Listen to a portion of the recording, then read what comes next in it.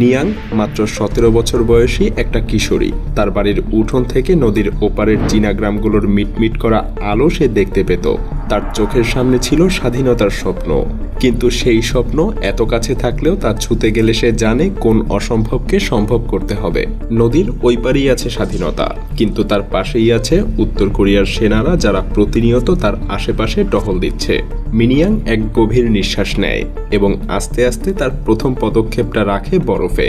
এটাই ছিল তার জীবনের রহস্যময় যাত্রার প্রথম পদক্ষেপ, এক দুঃসাহসিক যাত্রার শুরু, যা তাকে নিয়ে যাবে এক আশ্চর্য এবং দীর্ঘ 7 বছরের এক অসম্ভব অভিযানে। 2017 সালের নভেম্বরের এক মলিন সন্ধ্যায় আমি নিজেও শুরু করেছিলাম মায়াজাল নামক এক দুঃসাহসিক অভিযান।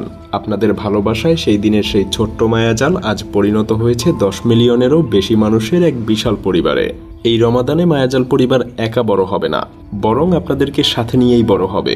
গত 8 বছরের অধ্যবসায়, পরিশ্রম, রিসার্চ এবং এক্সপেরিমেন্ট থেকে আমি নিজে যা কিছু শিখেছি তার সবকিছুই এই রমাদানে আপনাদের মধ্যে থেকে কয়েকজনকে শেখাবো ইনশাআল্লাহ।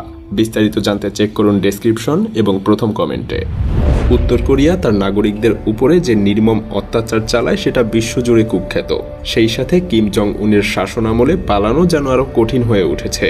আরও বেশি বেড়ে যায় নিরাপত্তা, বেড়ে যায় বেড়া এবং শোনা যায় নতুন আদেশ, যে কেউ সীমান্ত পেরোতে চেষ্টা করবে তাকে গুলি করে হত্যা করা হবে। কিন্তু প্রতি বছরই শত শত কোরিয়ান নাগরিক প্রাণপণে চেষ্টা করে তাদের দেশ ছেড়ে পালানোর। ফলাফল, অসংখ্য মানুষকে মরতে কিংবা বন্দী হতে হয়। একের পর এক ভয়ঙ্কর যাত্রা, একটার পর একটা নির্যাতন, কিন্তু এর মাঝেও তাদের একটাই উদ্দেশ্য, স্বাধীনতা।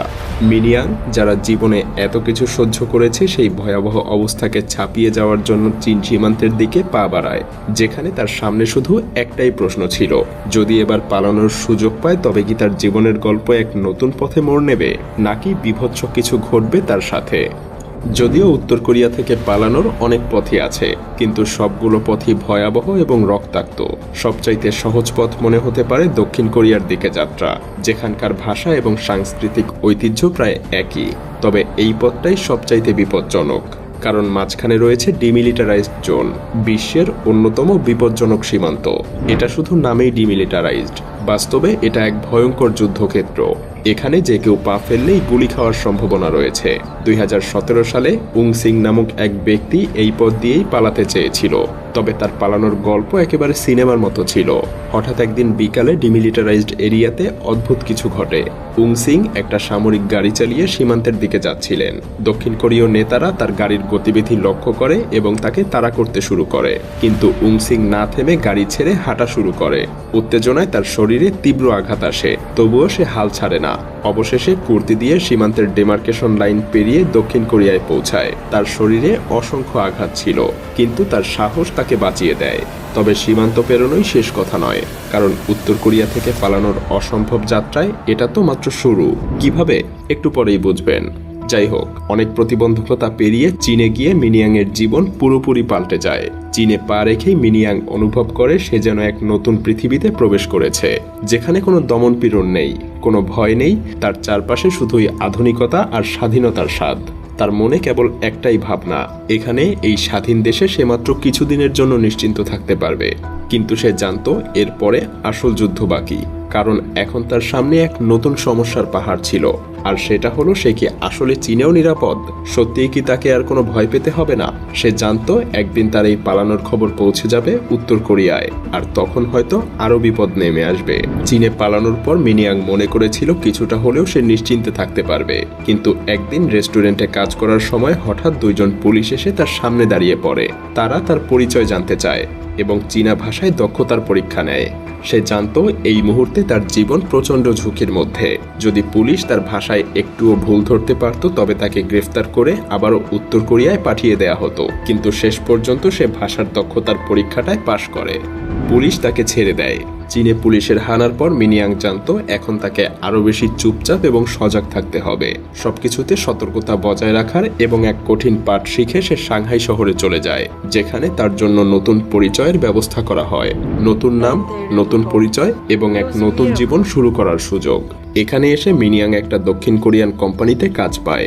এখন তাকে মাত্র একটা উদ্দেশ্য নিয়েই চলতে হবে, সেটা হলো দক্ষিণ কোরিয়ার দিকে এগিয়ে যাওয়া। যতই দিন যাচ্ছে মিনিয়াং জানতো এই পালানোর যাত্রার শেষ গন্তব্য দক্ষিণ কোরিয়া। সে জানতো সেখানে গিয়ে তার জীবনের চূড়ান্ত মুক্তির পথ খুলে যাবে। তবে পথটা অতটাও সহজ ছিল না। চীনের সাংহাই থেকে দক্ষিণ কোরিয়ার দিকে আসার সময় মিনিয়াংয়ের সামনে এক নতুন বিপদ ছিল, ইমিগ্রেশন।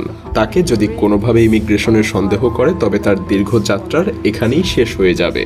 ইমিগ্রেশন কর্মকর্তারা তাকে প্রশ্ন করতে থাকে। তার গল্প শুনে তারা তাকে সন্দেহ করতে শুরু করে। কতবার যে তাকে প্রশ্ন করা হয়েছিল সে নিজের সেই অনুভূতিগুলো প্রকাশ করতে পারেনি। তার মনে হচ্ছিল সে আর কোনোদিন মুক্তি পাবে না। কিন্তু মিনিয়াং ছিল দৃঢ়। সে জানতো তার এই যাত্রা শেষ হলে তার জীবনের এক নতুন অধ্যায় শুরু হবে। কয়েক সপ্তাহ ধরে জিজ্ঞাসাবাদ এবং ভয়ঙ্কর পরিস্থিতির পর অবশেষে তাকে দক্ষিণ কোরিয়ায় প্রবেশের জন্য অনুমতি দেয়া হয়। তার কাছে সেই মুহূর্ত ছিল জীবনের সবচাইতে বড় জয়, যেখানে একাধারে তার কষ্ট, আত্মত্যাগ আর ত্যাগের প্রতিফলন ঘটছিল। আজ মিনিয়াং, যিনি হায়ানলি নামে পরিচিত, এখন তিনি দক্ষিণ কোরিয়াতে একটা মানবাধিকার কর্মী হিসেবে কাজ করছে।